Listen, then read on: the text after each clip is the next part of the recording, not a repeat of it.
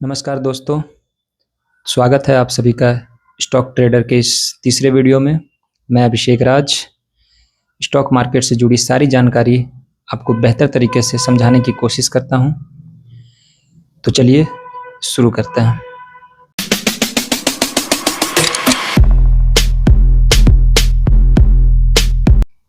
तो आज के इस वीडियो में हम लोग बात करेंगे स्टॉक एक्सचेंज के बारे में। पिछली वीडियो में हम लोगों ने जाना था कि बुल मार्केट और बियर मार्केट क्या होता है।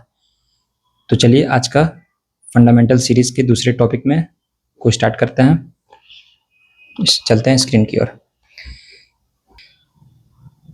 तो स्टॉक एक्सचेंज क्या होता है?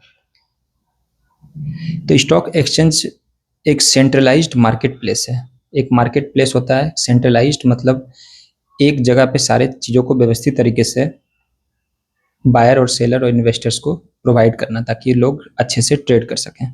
तो ये एक सेंट्रलाइज्ड मार्केट प्लेस है जहां ब्रोकर और ट्रेडर किसी भी स्टॉक को बाय या सेल कर सकते हैं। सिक्योरिटीज को भी बाय और सेल कर सकते हैं ऑन बिहाफ ऑफ इन्वेस्टर्स।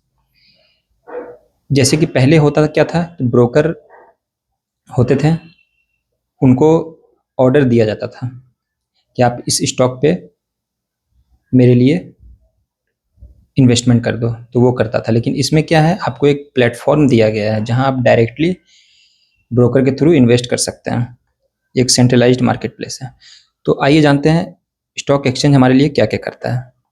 तो स्टॉक एक्सचेंज हम लोगों के लिए क्या क्या करता है? It provides a market place. एक मार्केट प्लेस प्रोवाइड करता है। इसका मतलब क्या है? एक ट्रांसपेरेंट एंड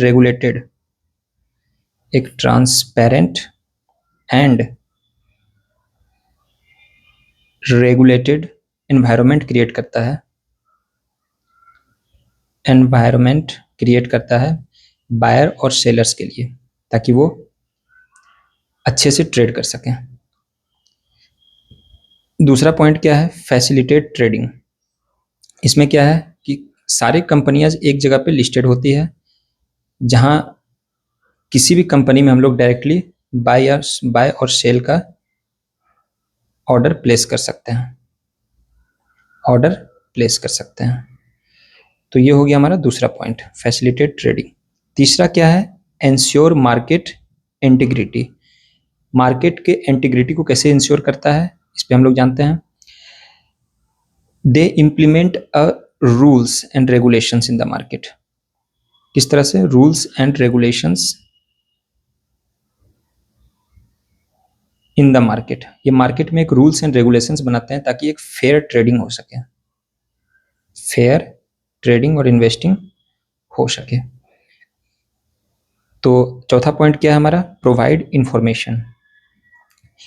ये हम लोगों को रियल टाइम डेटा प्रोवाइड करते हैं। रियल टाइम डेटा किसी भी कंपनी का, स्टॉक का हम लोगों को प्रोवाइड करते हैं, ताकि हम बेहतर तरीके से हम लोगों का इन्वेस्टमेंट और ट्रेडिंग हो सके। पांचवा पॉइंट क्या है? Act as an economic indicator. ये हमारे लिए एज एन इकोनॉमिक इंडिकेटर काम करता है। किस तरह से? ये कंट्री के इकोनॉमिक डेवलपमेंट में, इकोनॉमिक हेल्थ को इम्प्रूव करने में कंट्री की मदद करता है। तो आप लोगों ने जाना स्टॉक एक्सचेंज क्या होता है और वो हमारे लिए क्या क्या करता है। अब आइए जानते हैं स्टॉक एक्सचेंज वर्ल्ड वाइड कौन कौन से अदर कंट्रीज में कितने स्टॉक एक्सचेंज है और कौन कौन से हैं। तो major stock exchange worldwide कौन कौन से हैं, तो इस बारे में हम लोग जानते हैं। पहले हम लोग बात करते हैं यूनाइटेड स्टेट्स में। तो यूनाइटेड स्टेट्स में पहला हमारा जो स्टॉक एक्सचेंज है वो है न्यूयॉर्क स्टॉक एक्सचेंज, जिसे हम लोग NYSE भी कहते हैं। ये हमारा सबसे लार्जेस्ट स्टॉक एक्सचेंज है in the world. Largest stock exchange in the world in terms of market capitalization. Market capitalization के टर्म्स में ये सबसे लार्जेस्ट स्टॉक एक्सचेंज है। दूसरा क्या है? नेस्डेक। नेस्डेक सेकेंड लार्जेस्ट है। This is the second largest stock exchange. अब हम लोग बात करते हैं एशिया में। एशिया में कौन कौन से स्टॉक एक्सचेंज हैं।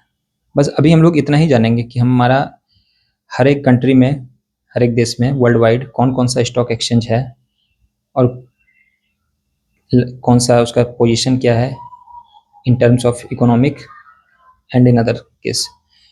तो बाकी हम लोग डीपली चर्चा करेंगे इंडियन स्टॉक मार्केट के बारे में। पहले हम लोग इसमें अच्छे से जानते हैं। दूसरा है हमारा एशिया में कौन कौन सा है। शंघाई स्टॉक एक्सचेंज SSE, ये हमारा मेन स्टॉक एक्सचेंज है, मेनलैंड चाइना में स्थित है। चाइना का स्टॉक एक्सचेंज है शंघाई स्टॉक एक्सचेंज। दूसरा है जापान स्टॉक एक्सचेंज JPX, ये जापान का स्टॉक एक्सचेंज है, यहाँ टोक्यो में स्थित है। ये टोक्यो में स्थित है। तीसरा है हमारा NSE, नेशनल स्टॉक एक्सचेंज, जो कि आप लोग जान रहे हैं इंडिया में स्थित है, मुंबई में स्थित है। चौथा है हमारा हांगकांग स्टॉक एक्सचेंज HKEX, नाम से पता चल रहा है ये हांगकांग में है, हांगकांग में, जो कि चाइना में है। तीसरा यूरोप के बारे में बात करते हैं। यूरोप में पहला है यूरोनेक्स्ट। यूरोनेक्स्ट ये भी एक लार्जेस्ट स्टॉक एक्सचेंज है यूरोप में, यूरोप का लार्जेस्ट स्टॉक एक्सचेंज है।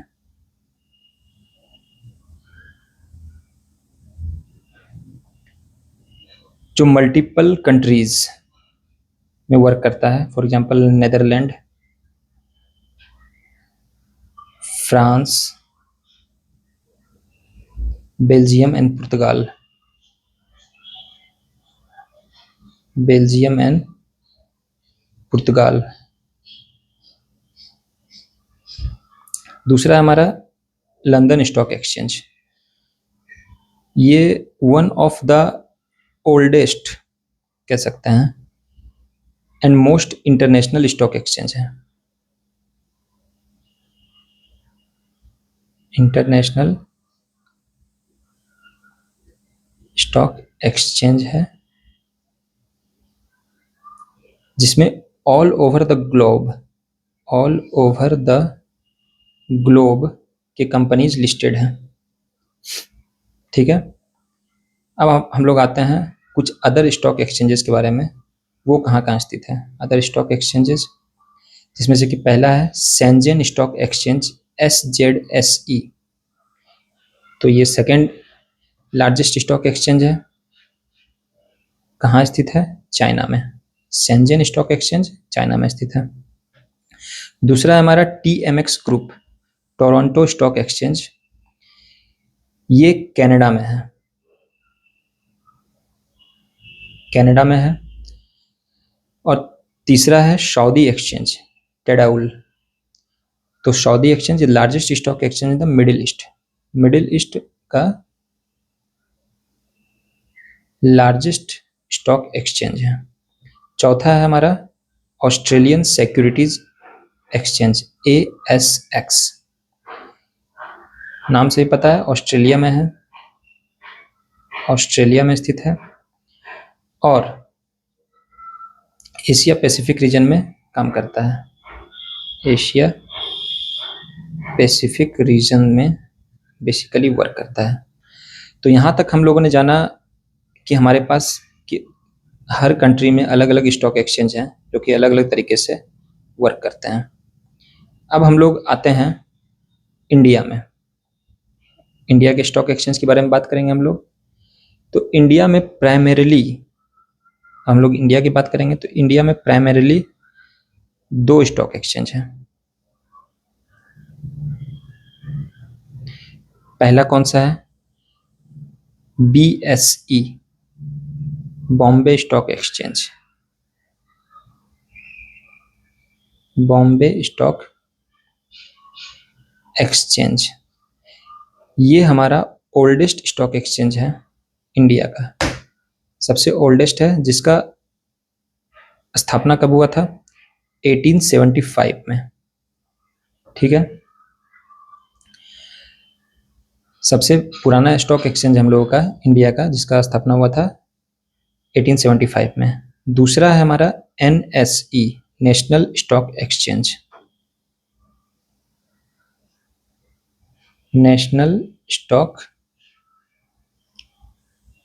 एक्सचेंज। ये हमारा बिल्कुल नए तरीके से स्टॉक एक्सचेंज है, largest stock exchange in Asia है। इसको हम लोग कह सकते हैं largest stock exchange in India in terms of trading volume. Trading volume के टर्म में लार्जेस्ट स्टॉक एक्सचेंज है, ठीक है।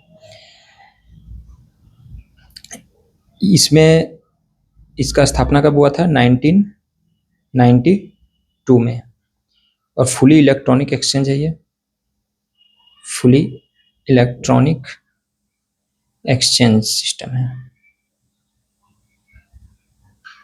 जहां हर एक कंपनी लिस्टेड आपको मिल जाएंगे। तो ये हमारा दो स्टॉक एक्सचेंज है, NSE और BSE और NSE, ठीक है। समझ गए आप लोग? अगला हम लोग जानेंगे ये हमारे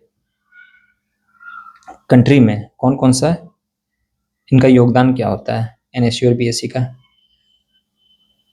इन दोनों को रेगुलेट कौन करता है हमारे कंट्री में? सेबी द्वारा रेगुलेटेड है।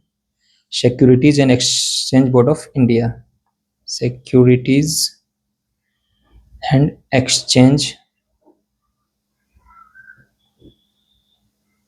Board of India, SEBI. तो सेबी रेगुलेट करता है BSE और NSE को। अब इनका वर्क क्या क्या होता है, इनका बेसिक वर्क क्या क्या होता है, किस तरह से कंट्री को इकोनॉमिक ग्रोथ में हेल्प करते हैं, तो आइए जानते हैं। पहला है कैपिटल फॉर्मेशन में हेल्प करता है, कैपिटल फॉर्मेशन में। दूसरा इनका योगदान है लिक्विडिटी बढ़ाता है मार्केट में, लिक्विडिटी, ताकि बायर और सेलर अच्छे से इंटरेक्ट कर सकें। अगर किसी को बाय करना हो तो उसका आसानी से बाय हो जाए, और सेल करना हो तो अच्छे से सेलर भी मिल जाए उनको, तो इनको लिक्विडिटी कहते हैं। तीसरा है प्राइस डिस्कवरी, प्राइस डिस्कवरी। ये एक कांस्टेंट इंटरेक्शन होता है बायर और सेलर के बीच में। क्या होता है? कांस्टेंट इंटरेक्शन बायर और सेलर के बीच में होता है, ताकि वो फेयर प्राइस पे स्टॉक को खरीद या बेच सकें। चौथा क्या है? रेगुलेशन एंड ट्रांसपेरेंसी, समझ सकते हैं। एक सही तरीके से मार्केट काम करे उसके लिए रूल्स एंड रेगुलेशंस होता है। दूसरा transparency, buyer and company stocks के बीच में। चौथा है एक इकोनॉमिक बैरोमीटर स्टैटस। तो उम्मीद करता हूँ आप लोगों को वीडियो पसंद आई होगी। अगर वीडियो अच्छी लगे तो इसे लाइक, शेयर एंड सब्सक्राइब करें। तो मिलते हैं अगले वीडियो में, तब तक के लिए बाय बाय।